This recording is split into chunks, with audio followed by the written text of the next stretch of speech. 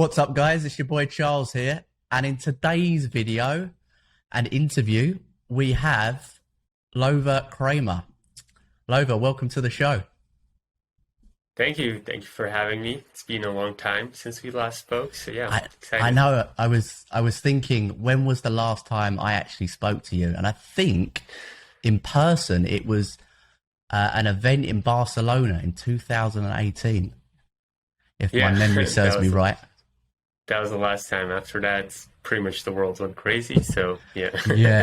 Yeah, it's been a bit of a crazy world, certainly the last few years, that's for sure. So look, in today's interview, we're going to talk about entrepreneurship, work-life balance. There's so many things that we can discuss here. And you know, Lova is I always find you a fascinating character, honestly. Like, I remember speaking to you in Barcelona, and you know, every time I have a conversation with you, I get some really good takeaways from it. So I'm hoping that, you know, my audience is really gonna find some value from this conversation. So yeah, let's get into it.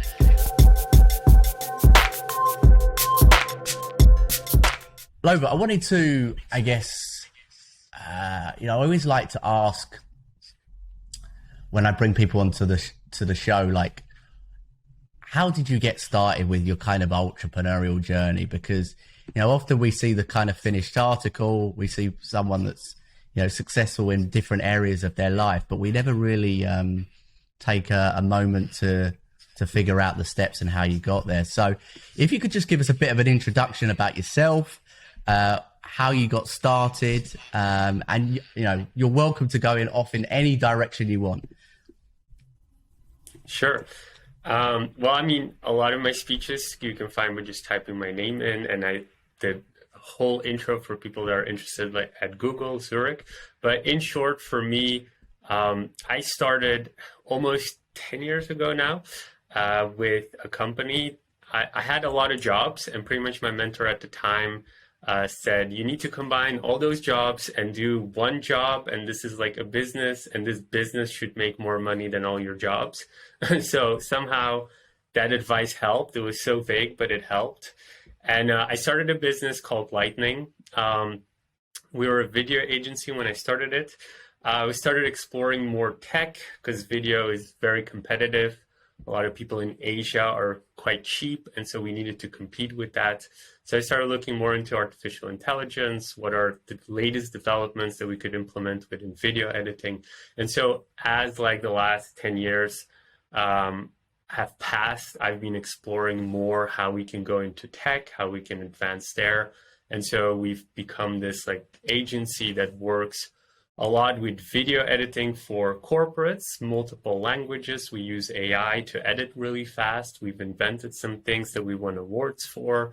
One of the key points that at this point, I would say my daily job is we work on pan-European projects. So we would get a video that is English. It needs to be translated into like 10 languages all over Europe, like Italian, Norwegian, Spanish.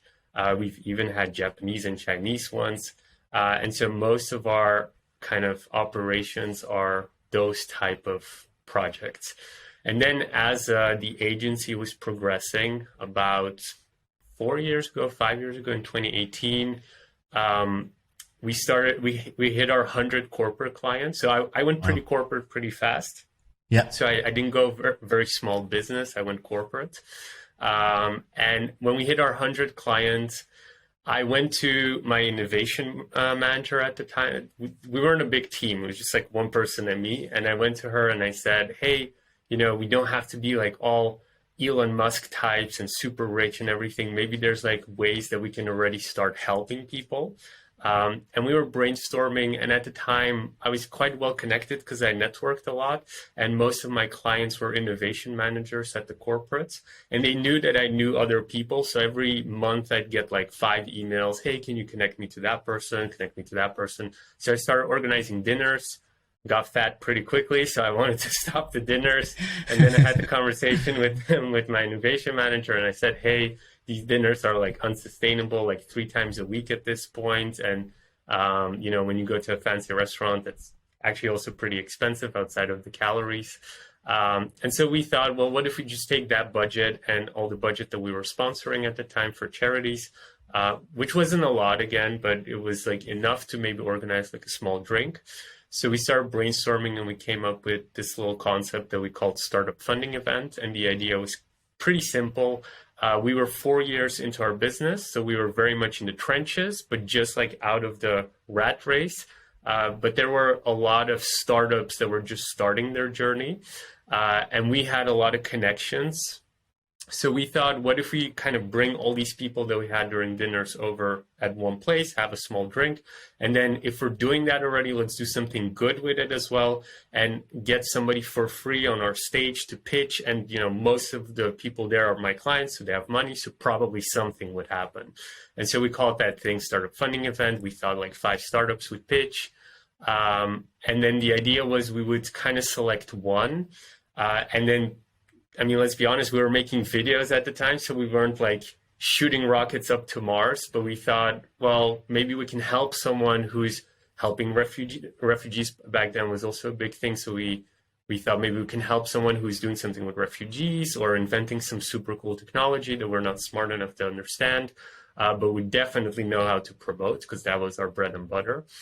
And so we'd help that startup kind of lifetime for free. And then through that, they would become, I would say, not embarrassing to present to a corporate client, because most of these startups that are starting out have terrible websites, terrible communication cycles, customer support, all that stuff. And that's incredibly important when you're dealing with a corporate. And that experience was something we could share and take those obstacles away. And so that happened. And again, it did not go that way. It wasn't 5 people. It was like 108 startups signed up. We had no idea what we were getting into. And then really quickly, Amsterdam Capital Week reached out and they were like, hey, we don't have an impact event. Do you want to come like on the last day and close the event for us? And we were like, sure, why not? Even though we have like this other business that is growing and actually making money because the events were free. But we were like, YOLO, whatever. And so we said yes, that happened. And then we got on the radar of Slush, which is in Finland, the largest like northern conference, 25,000 people. And I got to know the director of the economic board of Helsinki, and he pretty much gave us an offer we couldn't refuse to do Startup Funding Event as a side event to Slush.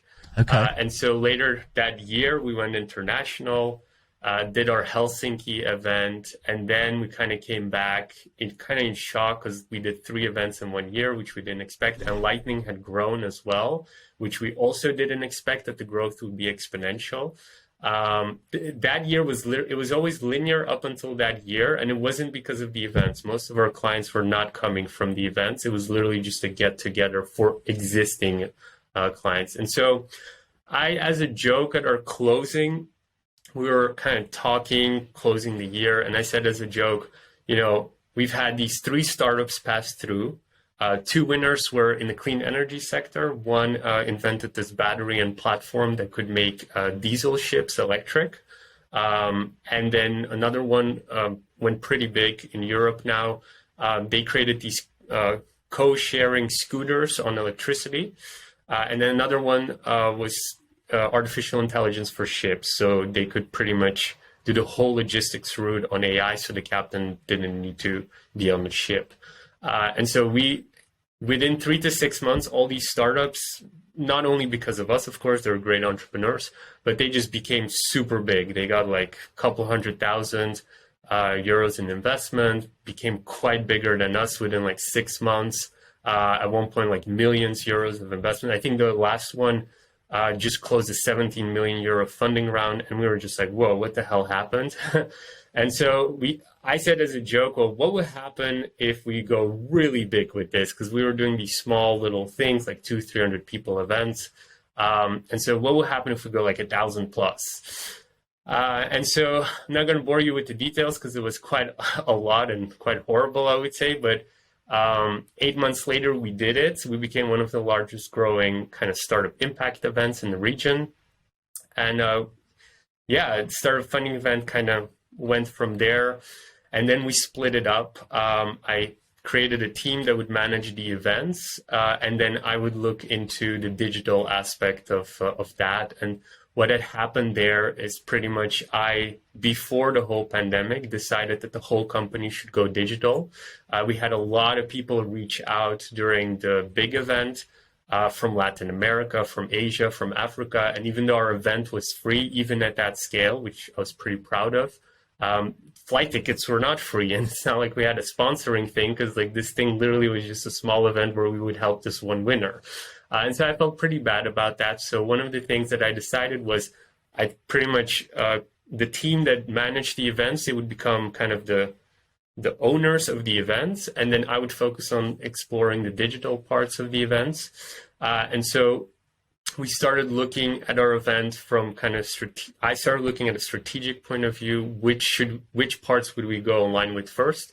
And it was like a really simple event. Like we had networking, we had startup pitches, and we had the speaker panel. So I went with the speaker panel first. And so the idea was I would take our speakers and have a pre-interview with them before the event. And obviously the format would be unrestricted. So we'd start kind of like a podcast. And so it became a podcast. We called it Impact Talks. And so we launched January 1st with our podcast. We had the innovation manager of Chanel. And then the second one was the head of innovation of ASICS, which we shot in their offices in Barcelona. And then the third one was an NBA player for the Cleveland Cavaliers. And then it kind of started, went crazy from there, started snowballing. And we've had 65 episodes. We've had anything from space engineers to we had the global chief advertising from Reddit. We had WWF on, all these people. And it's been kind of great journey. It did much more than what the event could have done. And so as the pandemic really started exploding around February after our third episode, we were in quite a good position. And we used that position to pretty much grow our digital assets while pausing all the events. And focusing on helping the startups that were struggling. And that was pretty much in short what I've been doing in the last 10 years.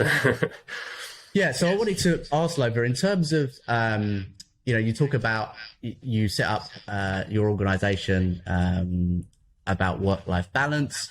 I wanted to get your own experience with work-life balance and why you decided to go into that area and help others. Yeah, sure. I did not really have a work-life balance in the first place, and I think that has to do with my personality. So when people see my organization, they tend to think, and that's why I don't promote it like crazy, it's just a charity. When people are struggling, like extreme cases, I tend to refer them to there. But my work-life balance interpretation was never work-life balance. I'm an overachiever. I've always been an overachiever, and the organization was there to keep me accountable to not overextend myself towards a burnout. That's partially why I was created. That's why everything's free, because everything needs to be accessible for me when I tend to go into almost a burnout.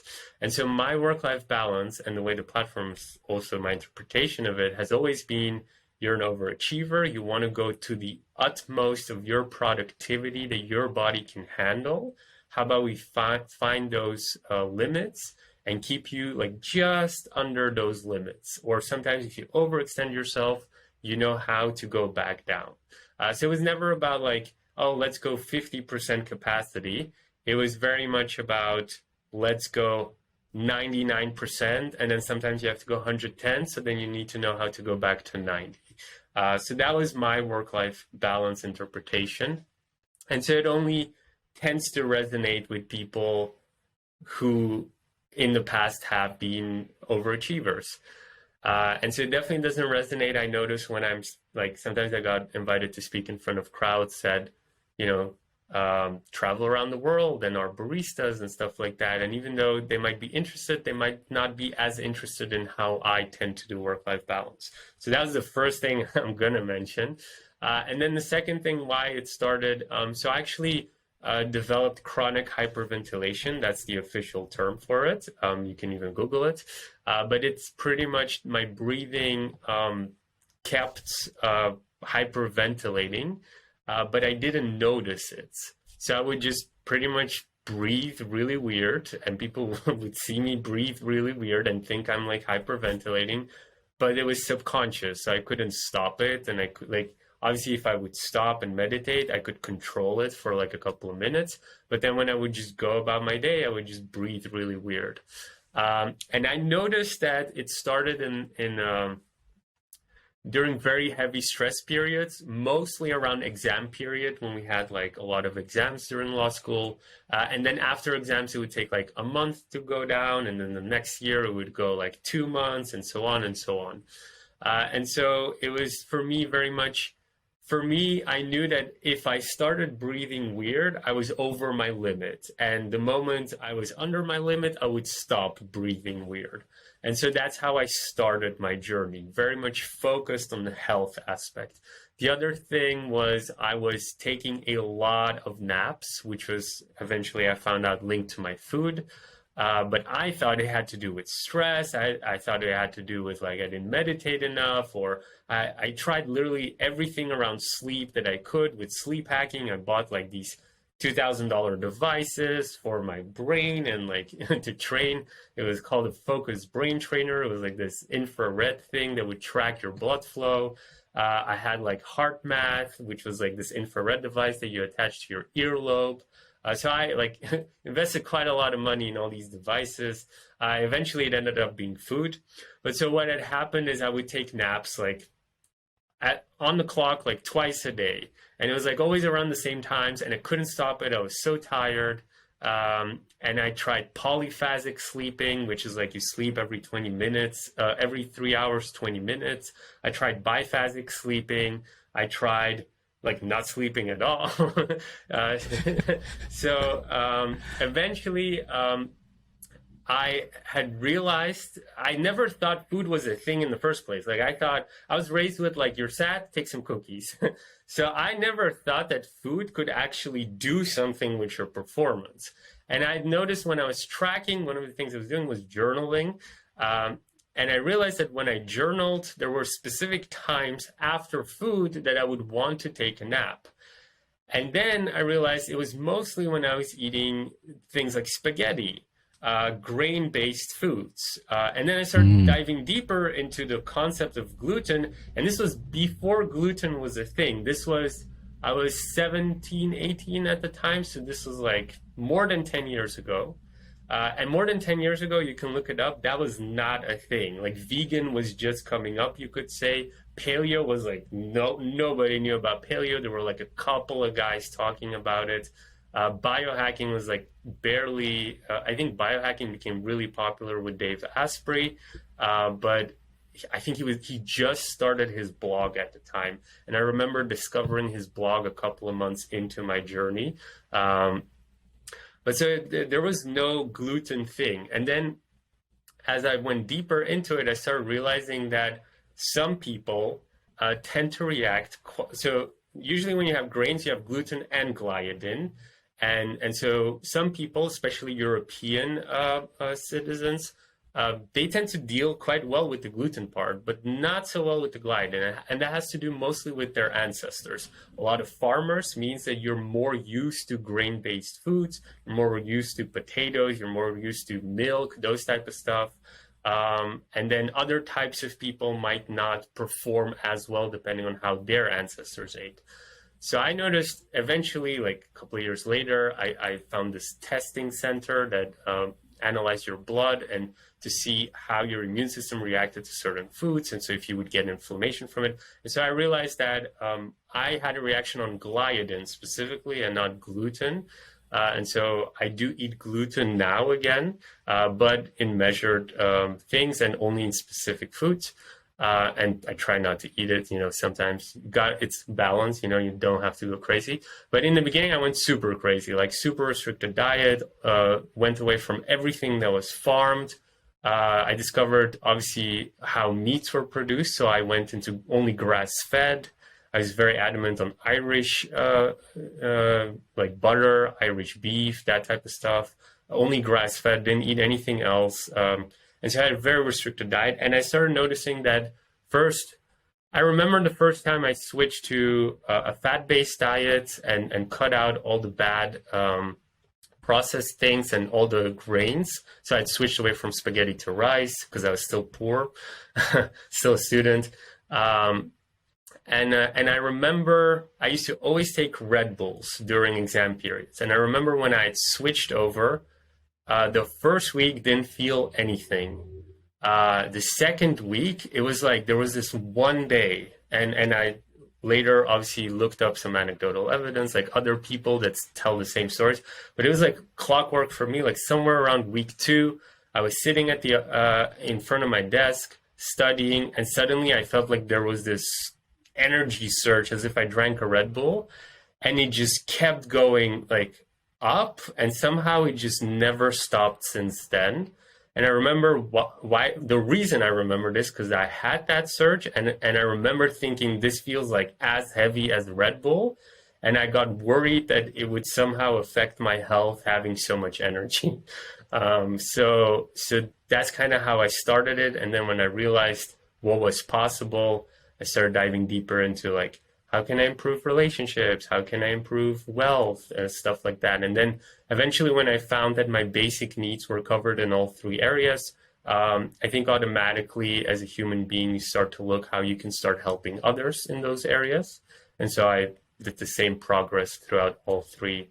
For those, eventually I realized not all people want to be helped. And when they want to be helped, they tend to be able to be pretty self-sufficient.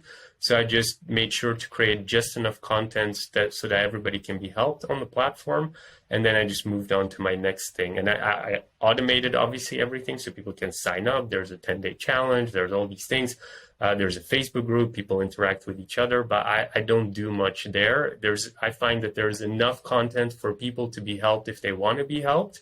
But I don't really have much more benefit to give to people who are okay, healthy, and just want to become more healthy.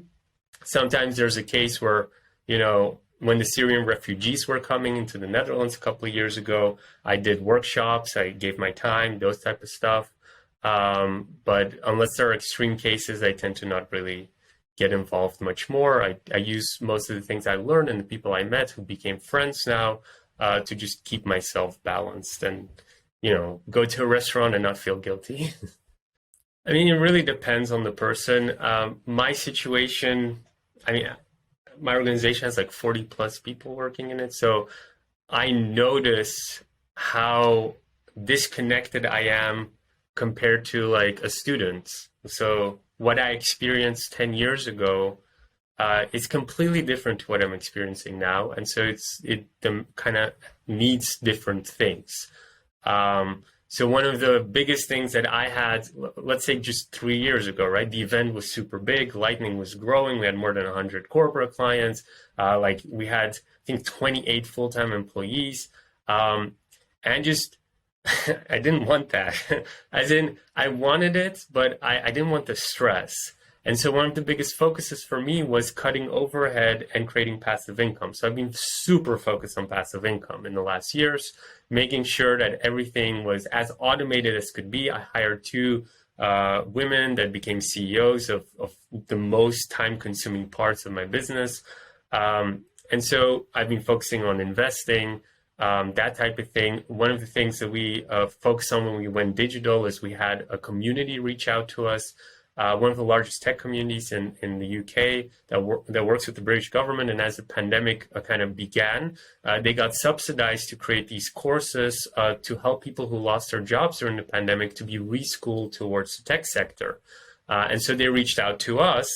And so we've been creating like these courses that help people like reskill them to our industry, to tech industry. So I'm focused on really different things. And so it really depends on who you are and who's listening. If you're an entrepreneur, you're about to burn out, don't start cutting everybody and firing everybody. Don't do that. I'm super loyal, so I would never do that. So one of the things I started doing is focusing on passive income streams, collaborating and creating projects that have a future. Instead of if you make a video and that's it. But if you create a course, you can license courses to many organizations who need it. which we did. We created a course for that organization. And then we realized, well, if they're helping people who lost jobs, maybe there are other organizations who need that as well. So we started licensing our courses. But, if you go back 10 years when I was a student and pretty much broke, I lived off of like $15 a week, 13 euros.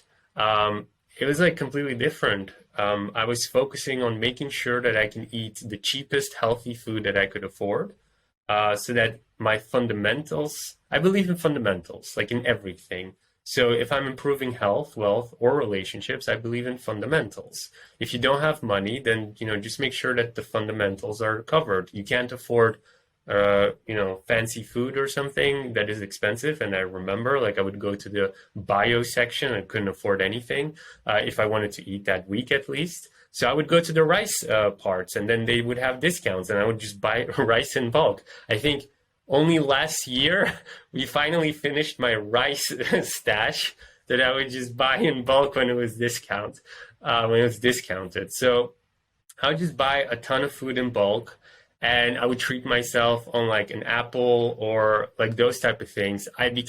So one of the things I'd read in a self-development book is one of the best skills you can teach yourself is fasting. If you have a person who knows how to fast, he's never going to get emotional when important decisions are being made and this person's hungry.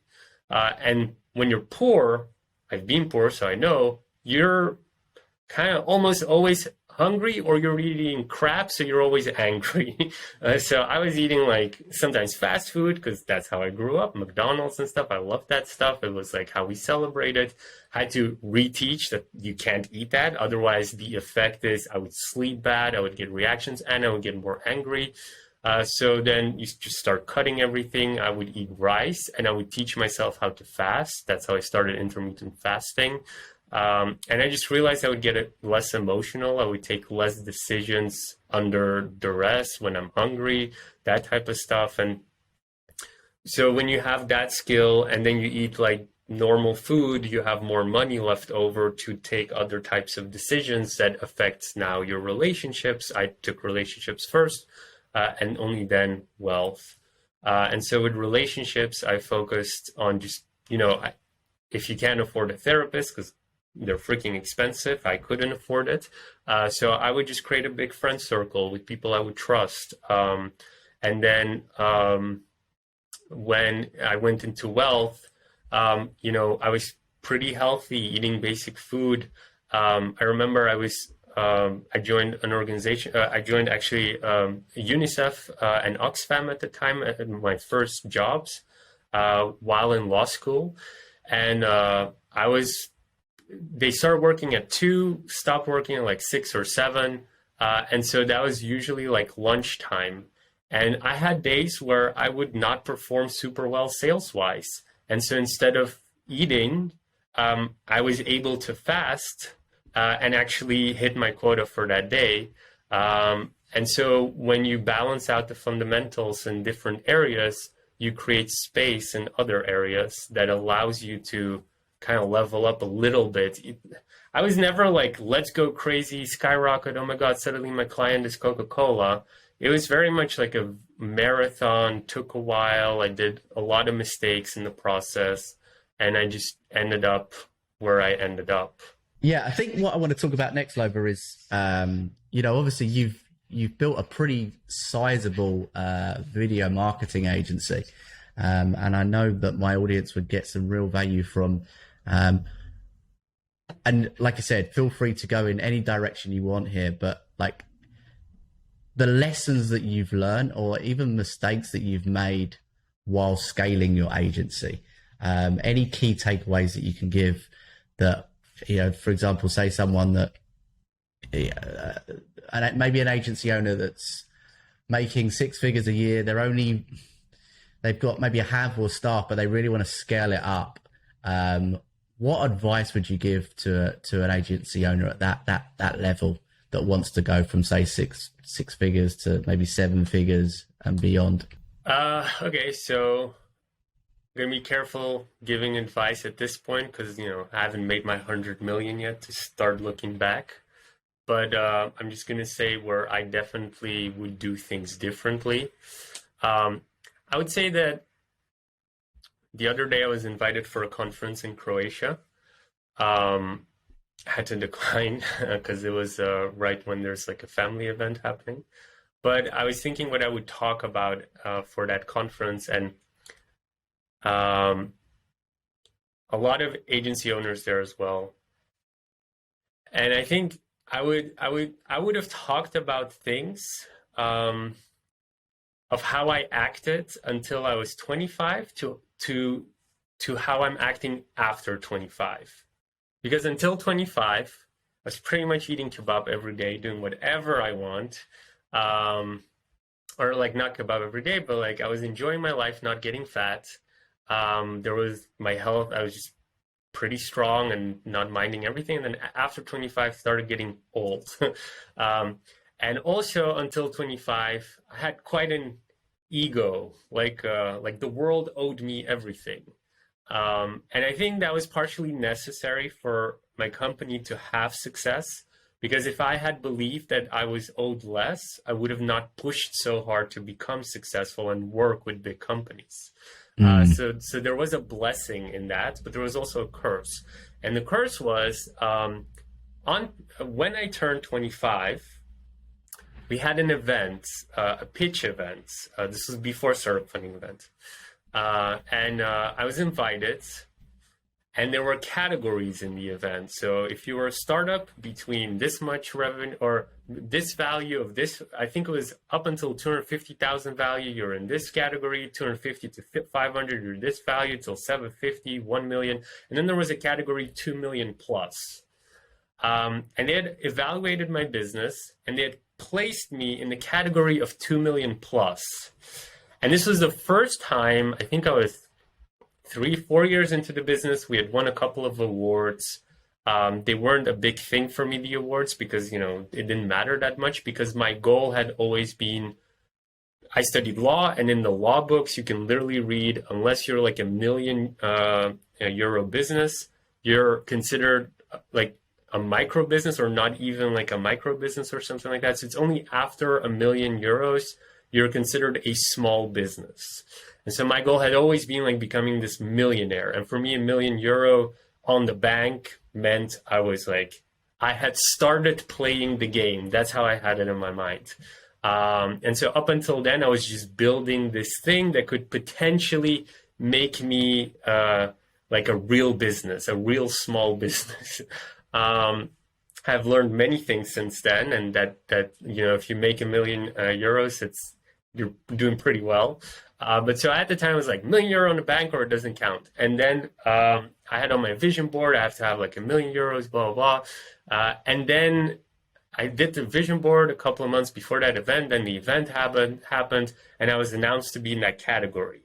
And the other thing that I did wrong as well, I'll tell you how my reaction was after, but the other thing that I did wrong is, as I linked it to this €1 million, I'd also created this gaming system for myself, because it was very confusing with entrepreneurship to know if you were successful. There wasn't anything to compare yourself to, maybe other businesses, but they weren't doing exactly the same thing as me, so it wasn't as comparable. And then if somebody makes $1 million revenue, it doesn't mean that they make $1 million profit if their margin is like, 10% or something, or 5% happens as well.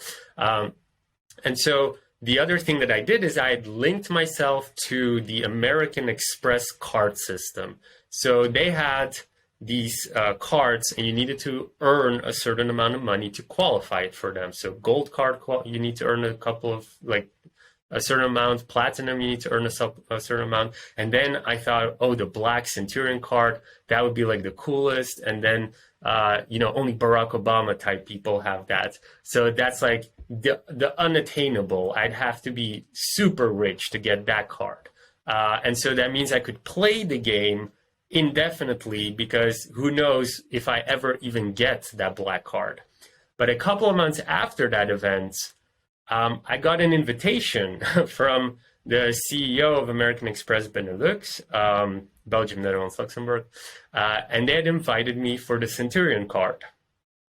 And so after the event, when I got valued a millionaire, a fake millionaire, I call that, I was like, whoa, okay, what the hell happened? This wasn't exactly what I had in mind as a millionaire, but I'll take it, but what the hell? Like, this isn't the goal exactly. I don't understand why these people, because, in those areas, like if you have such a cool startup above 2 million, you're supposed to be super cool. I didn't feel like that at all.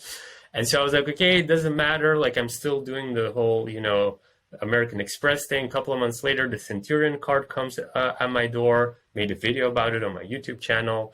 And after that followed a couple of months of depression, I would call it. I'm not a depressive person, but like that's the closest I was going to get to depression. I think I was just like, what the hell is the point of all of this? Like, I don't feel rich at all. My overhead is crazy. I was reinvesting everything I had into my business because my thought process was, if I make, all my money, I don't need anything. I just need rent and food. Let me just keep reinvesting until I'm like 30, and then we'll see what happens. But so I wasn't even taking so much back home. And then suddenly I had the Centurion card, and it was just so confusing for me. I didn't really know how to react. And so I guess my advice would be learn from those mistakes until I was 25, which is don't associate yourself towards those materialistic things. Because if you associate yourself to those materialistic things and you achieve them before you should have, you're gonna get depressed. But if you can reframe what you associate your success to something that isn't materialistic, so something like becoming better than you were yesterday, or those type of things. No, I think you're 100% right. I think we all, we put these sort of monetary goals down and we don't really connect it to anything that's worthwhile. Once you get past the kind of the amount of money you need to live, what's really motivating you? Otherwise that $1 million or £1 million or £1 million just, it doesn't really mean anything. You need to really, what's the purpose? What's going to actually drive you to get there? Because if you're internally unhappy trying to strive to get to the goal, then it's only going to affect you. So it's really, really interesting how the mind works. When you said that you went into depression, and when externally probably what you were portraying to the world was maybe very different to what you were feeling like internally. So that's really valuable advice, I think, because certainly for someone who's either starting out or trying to strive for just more and more money, when like I said, it's not really going to make you internally fulfilled, I think is the word. So good stuff, Lova. All right, well, a couple of, I like to do like at the end of the interview, I like to do a little bit of a very quick fire round of questions. So my first question to you, my friend, is multiple passports or multiple homes? Multiple homes, probably. I have a pretty good passport that lets me in most of the country, so I'm pretty fine with that. Good stuff. Next one thing that you can't live without? My dog. Okay, nice. Your dog. What breed is your dog? I got a Corona poodle. So during the pandemic, we got a toy poodle. We looked at a hypoallergenic dog that was easy to train because I'd never had a dog before, and one that we could carry in a backpack. So I got a toy poodle. Nice. It was meant for the office, and then the pandemic hit, and we didn't go to the office.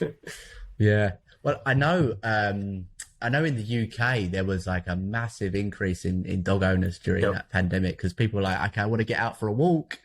I want some company. So yeah, It was obviously, Yeah, I mean, in all fairness, I always wanted to have a dog, and I had been convincing my girlfriend for a year already to get a dog because my mentor in Amsterdam, they had a toy poodle walking around, and it was literally like I always wanted like a golden retriever or anything, but when I saw that toy poodle, I was just like, it was so cute. I literally like I couldn't. There was this feeling that came over me that I never thought I would have over a small dog.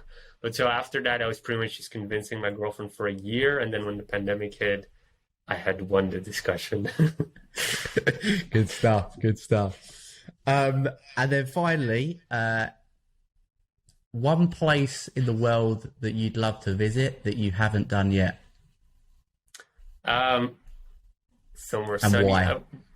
We're thinking of like visiting like Brazil or Bali or something like that. I've never been there, so Oh, everybody interesting. talks about it. Well, I would definitely recommend Bali. I spent 13 months last year in Bali, so and obviously the a bit of the year before. So yeah, beautiful place, lovely beaches, so many surrounding islands. So yeah, I would highly recommend that. I'm sure I could give you a few recommendations if you ever get that to that part of the world. Yeah, I'll definitely So, reach out. yeah, good stuff, Lova. Well, just in terms of where people can find you, where would you like people to, to find your stuff? What I know you've got various different, businesses, organizations. You've got your video agency, your podcast, and also Yeah. the work-life balance stuff. So, where's the best place for people to connect with you? Yeah, on LinkedIn, I don't manage anything. So people tend to message me on LinkedIn for a cup of coffee. I get so many influxes because of startup funding events. A lot of startups that want to pitch on the events. And again, I'm not managing those things. And so my assistant does that. So probably not best to be there. Otherwise, you'll overwhelm her. I would say if you find this valuable, subscribe on your channel. You can find my channel probably on the whynot3.com website. Everything's free there. But I would say if you are interested in something video related, reach out to the website lightningvideoeditors.com. My team will take that on. Especially if you need, multiple translations and stuff like that. Just anything video related, and you need like an agency that knows how to handle those things and has won awards. And then I would say if you have specific questions related to courses or, issues that the Why Not 3 platform isn't covering, I guess you could send it on LinkedIn and then just be super specific so that I can just send my answer through WhatsApp and then it can be copy pasted. Great stuff. Yeah, we'll add all your links in the show notes, and Thanks. Sounds good. Well, look, appreciate you coming on to the channel, Lova, and until next time, guys. Peace out. Thanks.